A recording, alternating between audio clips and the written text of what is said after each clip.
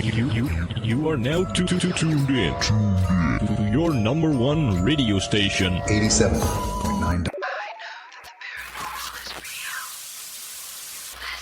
We interrupt this program for a special report by WKMU. Staten Island, New York. Good morning, Earth. It's time to get up. If you recognize this voice, it's me, Blue. And it's me, Sky.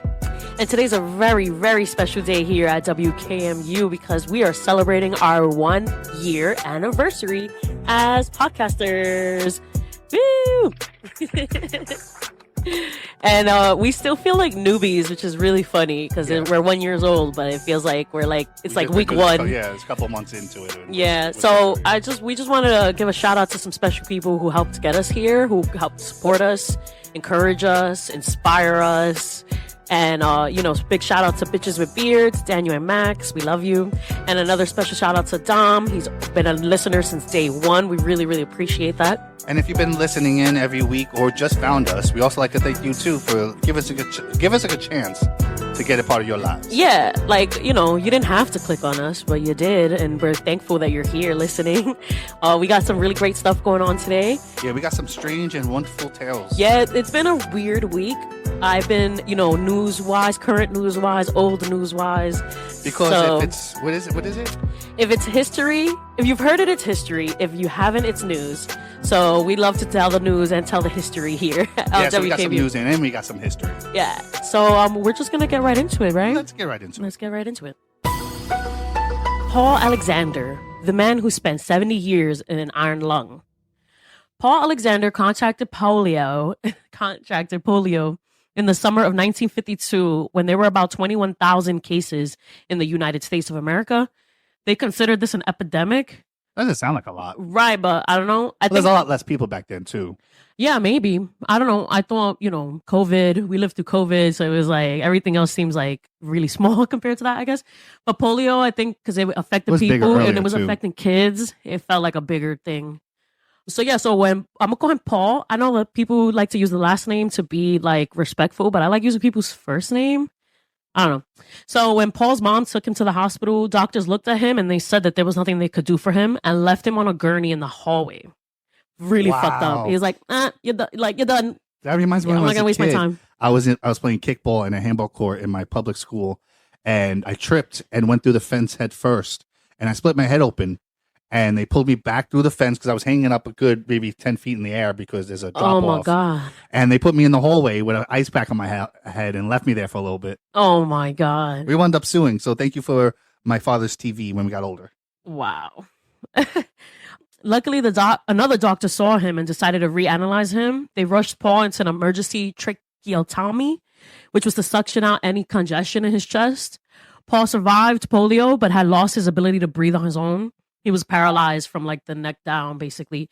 He had to live the rest of his life in an iron lung. The machine pushes air out, which makes the patient inhale, and the machine fills up with air to make your lungs exhale. Yeah, it sounds like a vacuum kind of thing. Yeah. When it sucks in, it has no choice but to blow the air in and then suck the air out. Yeah, so the machine helped him breathe. But because Paul was a true badass, he actually trained himself, and through physical therapy. We're going to leave that in. That's the door. He's being annoying. So Paul, being a true badass, he trained himself to be able to breathe on his own for at least 3 minutes, between physical therapy and also, training himself. Yeah, strengthen those muscles. Yeah, it was pretty crazy. 180 seconds. And so he went on to finish high school without actually ever attending a class. And then he got into the University of Texas, where he studied law and became a lawyer, as well as a Guinness World Record holder. So this guy is stuck in a bed and he's done more with his life than I did. Yeah. Yep. and me. Much worse. He's done more than a lot of us. You know what? He doesn't have a podcast, so. He wrote a book, though, so that was cool. Yeah, how do you even go to, did they bring an iron lung into the thing? Or by that time, he was able to breathe on long instances off of it? Maybe they kept it in the background for him just in case he needed it. I know when he went to court, they put him in a wheelchair, but I think besides that, he was stuck on this lung. And at age 8, doctors said Paul wouldn't survive. Many times there were many times where the power went out and neighbors had to run over to help pump his lungs. Oh yeah, like a generator, like one of those. It's not a generator, but you're basically putting your own force in there. Yeah. That's nice to everybody. Like, no, we don't want your son to die. We'll help They're him like, out. the lights. And they all ran over. Oh, imagine, like, once the lights flicker, you're like, yeah, they're like, oh, shit, let me check over. on Paul. Yeah, let me go right over real quick. Yeah, because I don't know. That's a community. I would help that. I would have ran for Paul, too. Like he sounds mad cool. So he knew he was destined for greatness and nothing ever stopped him. Thank you, Paul Alexander. Rest in peace. Yeah, he was an inspiration. I'm going to really remember him for a really long time because I suffer from asthma sometimes and I'm like, let me not do anything. And it's like, he never let that stop him. Let's hope he doesn't need the iron lung in heaven. He's floating up there. He's with the angels now. Yeah. So, Blue, on March 8th, the Defense Department's All-Domain Anomaly Resolution Office has released a report on UFOs. So they're saying that there's no evidence that UFOs have any threat to our national security. But they also say that's because there's no evidence that UFOs really exist. Right. And they allegedly tested supposed alien tech, interviewed witnesses, and they said that, that's all just nothing. Now, what I don't get is that you got the Navy people, you got, civilians all seeing things, all taping things. When they say stuff like this, they're saying like they don't think it exists. But I thought the government wanted to be more like open about this stuff. And they're like, oh, we're all being open. It's nothing. It sounds like what you've been saying for the last 60, 70 years. I don't get it. Sometimes they say there is something and sometimes they say there isn't anything. So that's really confusing to me. I think it's confusing because there's two types of government officials. Well, three. Those that don't care. Those that want to know because they don't know. So they want the government to tell them. And those in the government that do know. And they're like, you know what? We don't want you to know. So we're just going to keep saying it's nothing. Maybe they think the amount of information they have is really insignificant. So they're like trying to tell us like, oh, it's nothing. Because if we know that there's this tiny piece of alien stuff, like we might go crazy off that little tiny thing. But that's all we have, that little tiny thing. Yeah, you put it in with the crop circles too. The crop circles, there's some that are completely fake. Some show you how to done. Then they try to blame it on these two British guys that they did all of them. And it's just really weird. I think the CIA actually is hiding stuff about the crop circles. So it seems like it's like one of those things like Bigfoot. I don't necessarily believe in Bigfoot. There's not a lot of video evidence about them. And there's no like foot tracks. There's no hair, no DNA. So I think people are trying to lump like, oh, Bigfoot and Loch Ness Monster in with aliens as one of those things, though, even though people see they're not real. But we don't know what they are. We're not saying they're aliens. You're saying that there's definitely UFOs out there. There's definitely stuff flying around the skies that we don't know what it is. So it just seems a little weird just to be like, nah, it don't exist. Yeah. Do you think, after all this time, after this year of going into this stuff, do you think there are things that we don't know in the sky? The thing is after all this research, I don't think that we're going to find aliens in the sky. So anytime you see something weird and you're like, what is that? I don't think that we're going to really see it in the sky. It's just not. Well, what do we see where I stand skies, a year though? later of us doing. But what about all the videos this? and the pictures and like, I mean, there's some really good looking. Like, what about that Navy film where they see the thing and they call it Tic Tac, and it's in the far away, and then all of a sudden just shoots off. Yeah, I mean, there is the water aspect too because a lot of these are diving. So I think also what you kind of mean too is like, well, why we won't find the answer in the air. We might find the answer in the water. Yeah. And if we do see something in the air, they're like momentarily had left the water or whatever. Only 10%. That's what I think. 5 to 10% of the ocean has been surveyed. So much so that they're constantly, like, they just found 100 new species, I think, off the coast of New Zealand. Mm-hmm. Because all these places aren't getting looked into, which is funny because we used to. NASA's first goal was going through the ocean. And then all of a sudden they're like, you know what, let's stop that. We're going to space now. Yeah. No, and then the guy that in submersible or whatever, he started by the Titan guy. Yeah, he started as like an air guy. He wanted to see all the air stuff, and he's like, you know what? Actually, I think I should move down to the water. Maybe he knows and that's something when he we switched don't. his research. Yeah, he could have been onto something, and they You think X'd him conspiracy out. theory? Like, yeah, they blew him up because of it. I don't know because there were like other people in there that I feel like were innocent, like that 19-year-old kid. You really think the government, after all those, like, these are not conspiracy theories. Some of these stories are true. Like the CIA one, those are true stories. The CIA does hurt its own people, mm-hmm. and the government hurts its own people to do what they want to do. Yeah. So you can't really put it past them to get rid of some people. Oh, he's a billionaire. Who cares? Get rid of him. Yeah, exactly. Like, I don't know if it's like he knew too much or they were like, you know what, you're advancing too quickly on this. Like, I don't know. I don't know. It could be just his curiosity killed him, but it could be like the CIA or something. So earlier you said that if you haven't heard it, it's news, and if it has, it's history. Mm-hmm. So today we're going to do a little bit of today I learned. So this is something like, this is news to us. So we're going to talk about it. Yeah. So this story is a couple years old. Obviously, we've been prepping you guys for that. But I wanted to share this one because it fucked me up. It truly kept me up a few times this week. So let's get into it. So a body was discovered behind a freezer in a closed down supermarket in Iowa. They believe the person fell behind there, got stuck, and because the freezer makes so much noise, no one would hear it if a victim happened to be yelling. But it gets more fucked up. The body got stuck there for 10 years. Didn't they do something like that on Superstore where that creepy guy Sal got did. stole? Yeah. I wonder if that was inspiration because it's from there in St. Louis, Illinois, Missouri, which is kind of like close to. So maybe like someone heard the thing. They could have, yeah, and they didn't. They mistook him for Halloween decorations and stuff. I love Superstore. Oh my god, it was messed up. I think it's cracking at least my top 10, maybe my top 5. Yeah, Superstore is really good. I think about it all the time. A lot of people haven't seen it though, which is like sad. Because it's a little, like when you watch the first season, it's a little weird. And then once you realize the characters are funny and stuff like, I didn't like the first season. I stopped watching after like a couple episodes in the second season. But then when I rewatched it with you, I absolutely like loved it. And yeah. We watched it like 4 times since then. Yeah, it's a staple in our house, like background. Yeah, episodes. we're weird. Okay, I won't put this on you because this is definitely me. But I have like a rotations of TV shows that I will constantly watch all the time. Mm. We got Community, Big Bang Theory, Modern Family, Superstore, and what's the last one? Frasier sometimes. Mm-hmm. Like I think the 5th one always alternates to what I want to be watching around, but I usually watch those shows constantly. Oh, Scrubs. I feel like Friends would be on the list if Friends was like more easily available. Which is funny. I used to love Friends as a kid because in New York when after the 10 o'clock news with Jack McCaffrey and Connie Tung, yeah, I think that's their names. It's been a while. And afterwards at 11 o'clock it would be either Seinfeld, then Frasier, Seinfeld, Frasier, or would also be Friends. Frasier, like there was always a mixture of those 3 shows. Mm-hmm. So I would always watch, but like as an adult, I don't enjoy it as much as I used to. Yeah. Which is really weird. But you were saying? Tangent? So Tangent? This guy was stuck behind a freezer for Tangent much? Sorry, that's another thing from Community. It's one of those running jokes that got stuck in my head. All right, go ahead. That's one. So this guy, he was stuck behind the freezer for 10 years. But what makes it even crazier is that guy, the body belonged to a man named Larry Eli Murillo Mocado. Larry Eli Murillo Moncada. That's weird. That first name does not match the last name. Who was an ex-employee of the No Frills supermarket. So he used to work in that spot where he died. You're talking about Little? What do you mean? Little calls itself the No Frills supermarket. Yeah, maybe. Oh, maybe.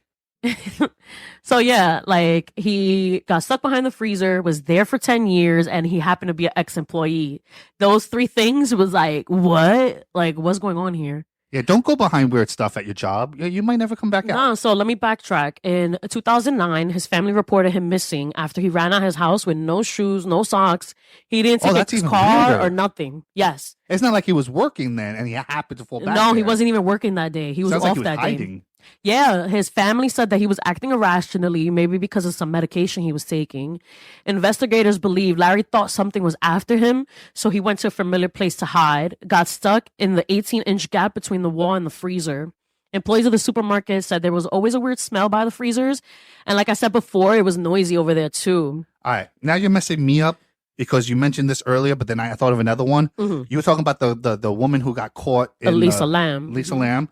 That sounds eerily similar to that. Yes, it does. And it also sounds eerily similar to the kid who got stuck in the roll-up at his school. Oh my God, you're right. Like this is becoming a thing. Like people are like dying being found in like weird locations, and then they say that it's like self-inflicted. a medication, and there's always like some kind of medication behind it. Yep. That's so weird. For you, those don't remember, what's her name again? Elisa Lam. Can you tell these people what we're talking about? I will. Let me just finish this part right here. The supermarket eventually closed in 2016. So for 7 years, Larry was there rotting away before the supermarket closed. Remember our supermarket had a weird dead smell too? Yo, and then it wasn't. It was 3 years after that they found his body. And then still 3 years after they closed. Yeah. It's fucked up. And then, so this story really reminds us about Elisa Lam, because in January 2013, Elisa Lam checked into the Cecile Hotel, that's in California, on Skid Row. Cecilia, yeah. Cecile. Is it Cecile? Yeah. My bad. And people said that everybody pronounces it differently. Houston, Houston, whatever. It's not Houston, Texas. That's all I'm saying. Okay. That's New Texas. Yorkers. You're in New York. We do things a little differently around here. Apparently. So, we're not even high, guys. This is like a semi-sober recording right now, just so you know. I'm just in a good mood. So she checked into the Cecil Hotel, and like, I guess she had like roommates. They was, I don't know what kind of stay situation she had going on, but she had roommates in the room she was staying in, and they eventually kicked her out. They were like, she's acting weird. We don't want her in our room. So she had a single room by herself. And before she went missing, there was a elevator recording. This probably, our listeners probably know what I'm talking about now. The elevator recording of her acting weird in the elevator. Checking, see if someone's following her, playing with the buttons. Yeah, so standing in the corner like someone's like watching her. No, so yeah, so she was reported missing by her family, I guess, and no one really knew what was going on with her until like 19 days later. People were complaining a lot about like the water pressure, the water smelling weird, looking like a weird color. Yeah. So they went up to the water tank, and that's how they discovered her body. So if you want to find out more about this story, you can go to Netflix. They have a great doc. It's a little anticlimactic. It's good. It's good. It's really I really good. liked it. It's like a 3-4 part like show, and it's really good, and it goes into a lot of detail. It really freaks you out about what happened to Lisa Lam. And we think the stories are similar because she probably thought somebody was after her too, as she also went into hiding and accidentally died. So I guess we won't. I just realized this won't be a today I learned. It could be what's keeping me up from the past or something like that. Well, maybe we'll fine tune it, but like we'll definitely come up with a new name for it. Yeah. But because of that, I actually have my own, and I recently found out that there's a theory that could be possibly true. So one of the things that the expansion of the universe is going on right now is that it's actually speeding up. So if you remember, everyone, we believe that the universe started with the Big Bang, which is a giant explosion that pushes out everything because there's nothing to friction it. It's, keeps going, eternally. But speeding up sounds weird because after explosion, that initial thrust doesn't give you extra thrust. Once you start flying out there, you start flying. So why are we speeding up? Some theorize that we actually live in a giant ass black hole because there's an event horizon and the edges of the universe that we can't see past. And we know stuff is there, we just can't get past there. And the theory is that it's because we're sinking into a black hole. And our whole universe is just that's how big the black hole is. It takes up the Milky Way and everything that we know of so far. And the reason why the universe is speeding up is because we're getting closer and closer to the center of the black hole.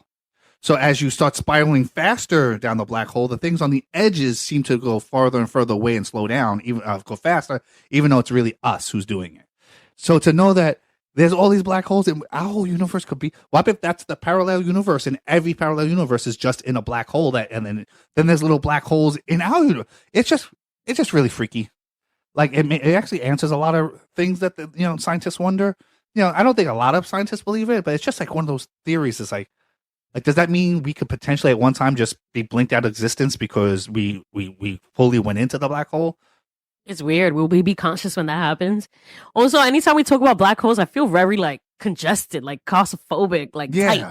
Like it freaks me out. Videos of like planets and stuff out there and the deep space, like it's black and you just see this one thing and you see like a thing going around it. It's really creepy. I'm disturbed. So our last story is going to be about a TikTok at a dime lifting. And we're calling Nicole because, that's her name. You didn't like that joke at first. Yeah, because you sent it to me through text. I was like, what the hell are you even saying right now? There's a guy on TikTok that goes, there was a carpenter. We'll call him Carpenter. And he went on a job interview and he was killed. Everything was nice until... Yeah. And he goes, we'll call him this because that's, she's selling cookies. And so, no, that's her name. Anyway, tangent for nothing. She starts some TikToks about the Mandela Effect. And for those that don't know, do you know what the Mandela Effect is? Yeah. It's like basically a group of people. Sorry, did you want to answer?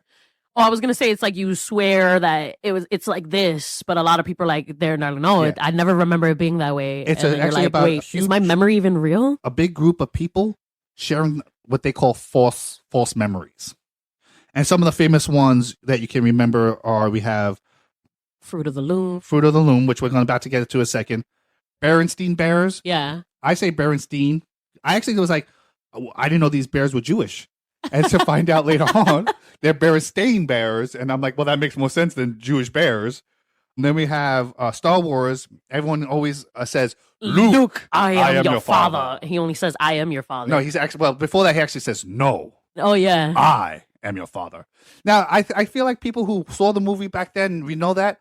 But as a youngin who was born after those movies, a lot of my references come from like Black Sheep, where there's a scene in that movie where, not Black Sheep, Tommy Boy, and he's going across America. It's with Chris Farley, and he goes into a fan. And he's like, Luke, I am your father. So I think a lot of us have that false memory because of scenes like this where they kind of play with the lines a little bit. Right. But there's also Febreze, where there's only one E, not two. I could have sworn there was two. They lying. I think we got it for Febreze here, actually. And I think this one is just because the pronunciation of it, how fast you say it, Sex in the City. And everyone just thinks it's Sex in the City, which I think sounds better. Oh, do they? I do. Remember, I was looking up Sex in the City stuff, and I'm like, I can't find anything. It's like, babe, it's not Sex in the City. It's Sex and the City. Yo, that's funny. funny. Like, oh, okay. One of my Mandela effects is that movie Shazam or whatever with that guy. There's a movie. You know about the one with Sinbad? Sinbad, yeah. They're like that no, movie. There was a Shazam. That was never a movie. No, yeah. it was Shaq. Shaq did it. Yeah, but they always thought it was him in it. And I feel like I remember that too, but that movie never existed apparently. I didn't know that about you. With Sinbad. So we're going to go into she goes into the Fruit of the Loom one where that there's a cornucopia. Yeah. Like for those that don't know, the cornucopia is that little horn thing that the fruit are stayed in. Mm-hmm. I actually asked I think this one is real too because I remember vividly asking my mom, hey, what's that thing around the fruit? And she had no idea. So I don't know. So I never knew what it was. I didn't even know it was a cornucopia. So whenever it was like, oh, there's no cornucopia, at first I was like, they fucking with us. There's some government shit testing right now. Well, see, the thing with this is she actually said that. She was like, you know, I think you guys did have the cornucopia and the company denies that there ever was. And then to prove their point, they actually sent out a timeline of all their designs, logos to show, like, hey, there's no cornucopias. So Nicole finds her friend Claire sends her a picture, and she finds like two or three, like a few pictures that have the one that we all remember. Yes. And eventually, she starts getting mad because she thinks that the Fruit of the Loom company is gaslighting her. Mm-hmm. You know, she found ads that make reference to the cornucopia. It's something like the cornucopia of workers. Like, why would you use the cornucopia if that's not something you do? Yes. And then she keeps diving and diving into it. And then she eventually finds out that the Fruit of the Loom people were poisoning millions of Michigan citizens. I don't know why. I wrote it down. I don't know why I'm having trouble thinking of the words. But like it's in the 70s and it happened. And people still today are showing signs of the poisoning. So, you know, she's posting about this and that also. So, like, this is more recently, she posted a video. This was just like last week or two. She posted a video saying the Fruit of the Loom is having her account canceled.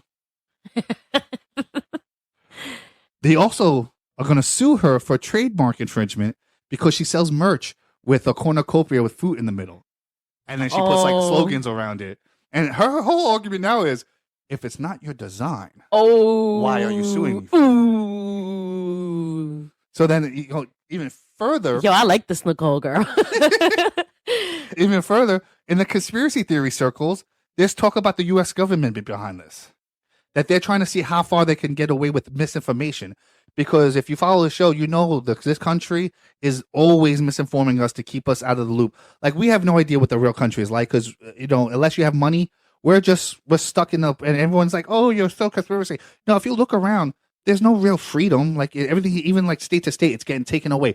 I'm fucking 40 and I got gray in my beard and I look sort of my age and I still get ID'd. Mm-hmm. I remember as a kid, they're saying I'm not gonna ID no more, and it's like, wait, what? I'm still getting ID'd? Like, they're saying the law now is like 35 and under, you get ID'd for some fucking reason. 35. No, it's fucked up. I think it's stupid. Also, what you're talking about with the Fruit of the Loom thing and how they're gaslighting her, I feel like it's probably true because the birds aren't real thing. that was created to see how many people would believe, oh yeah, birds aren't real. Like how many people can be manipulated by this I think, lie. I think it's the same it too, thing because it's not about even birds. I think they said it wrong too. It's like, I don't think birds aren't real should have been the caption. The caption should be, are we in a simulation? Like, or is this a glitch? Because birds aren't real, and it's like, well, they're saying the birds are like videotaping us, are surveilling us. That's what the birds are. Or being like a video game-esque thing where it's like flying just to make it look real. No, they're saying the birds are not real because the birds are actually surveillance cameras. Okay, that's a little watching us. That's a little too conspiracy theory for me. Well, it's not real. It was like a made-up thing to see how many people would jump on this bandwagon. And it's crazy. Yeah, it's interesting because in the research I've been doing for Mandela Effects, there seems to be, and I could be wrong, but there seems to be a drop-off of Mandela Effects finding like new ones after 2009 and before 2019. So I did a little research, and there was this kid that we actually talked about him in another episode, but it was a while ago. I don't think a lot of the listeners that we have now even know of it. But there was this kid, Max Laughlin. He was considered Kid Genius, and he did a YouTube video where he thinks that the CERN Super Collider, which is in Austria. Hey everybody, this is Editing Sky, and I realized made a couple of mistakes. I meant to say after 2019, new Mandela effects were found again, and it was not in Austria. And I'm a little mad at myself for making this mistake because in Big Bang Theory, Leonard took Penny to Switzerland, which is where it's located.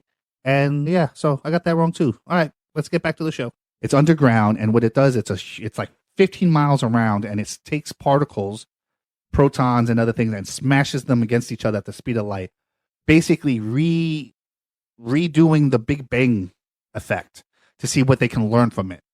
So this kid is saying that when they did that, we were ripped from our reality and pushed into another one, a very similar one, but enough that was different that people are seeing these things like the Berenstain Bears and the Fruit of the Loom and all this other stuff. And it's because we're not even in the same dimension anymore. Then to find out in 2019, they shut the Hadron Collider down for maintenance. Now, 2019 was when we started to get some newer Mandela effects. And like, what if, now this is going into like a what if episode. What if, baby, I need you to pay attention to me. I'm listening. I know, but I need you to pay attention to me. What if when they changed the equipment, upgraded it, it kind of stopped that flow of not having any new ones because it kind of maybe put us in a new dimension again. Now, right now, officially, it hasn't been run again, and it's going to be run soon. So for like the last 4 or 5 years, there's been no colliding. But who's to say that they're not doing that, and maybe they did it again and ripped another hole in the space-time and created more of these Mandela effects. Or maybe the government is just doing it to fuck with us because, like, they like to keep us under a veil. The more we're looking at our phones, our phones are made to keep you swiping. So you won't go and do other stuff. We're not necessarily lazy because we're lazy. It's lazy because we're too distracted. Mm-hmm. That's true. You know what I miss? And I keep telling people this? Commercials. No. Well, I guess technically part of it. I miss TV schedules. Oh, yeah. You do keep talking about that. I miss having something to look forward to on, like, TGI Fridays was the best. I go to school all week. Friends at school. My mom worked. Friday night was the family. We get together, order Chinese food, pizza, whatever, make our special meals, and then sit down and watch Boy Meets World, Family Matters, Full House, like all the different ones that went through the years. I miss that because it gives you structure. It gives you I get so distracted in the house because I have so many different, I have a computer, video games, Hulu, Netflix, YouTube. We went to the bookstore to get books. I didn't even read those books because I'm overly stimulated. Mm-hmm. And unless we take the time out and actually give yourself give you meditation, read a book for an hour. It's great meditation. Maybe it's not for you, but definitely for me, I need to start doing that because I'm feeling like today we woke up super early. Mm-hmm. For us anyway, because food industry people don't get, we don't go to sleep at 2, 3 o'clock in the morning. Yeah. We got up I got up today anyway at 8. I got up at 10. Really? I got up at 8:50. I was going to say, it was more like 9:30. It definitely was. Oh, yeah. I think I got up at 8:50. You're right. So just be mindful out there. All right. You know what that sound means. Yeah. It's time to go. All right, y'all. It was a pleasure. Thank you for joining us on this very special episode. I wish we could give you more information, but we just ran out of time. Please follow us on Twitter, Facebook. Oh yeah, Twitter. We're at Radio WKMU Radio Pod. We're on Messenger, Facebook, Blue Sky, no E. Please, if you made it to the end of the video, maybe we should do this at the beginning too. But please share, comment. It really, like everyone says it, but it really does help out because when the programs, like the apps we use, realize people are doing this, they'll recommend us to more people. And we would love to get a little bit more people in here because if you enjoy it, maybe somebody else will enjoy it. Yeah, we just want to keep you guys informed and inspired and a little creeped out. All right, we get it. We hear you. All right, everybody. Yeah. It's time to we'll go. see you guys. Please check on your friends, check on yourself, and check on your family. And everyone deserves love. Even you, and us, and everybody. We love you. All right, bye. Bye. This has been a WKMU production. Signing out. This concludes our broadcast day. Good night, and God bless America.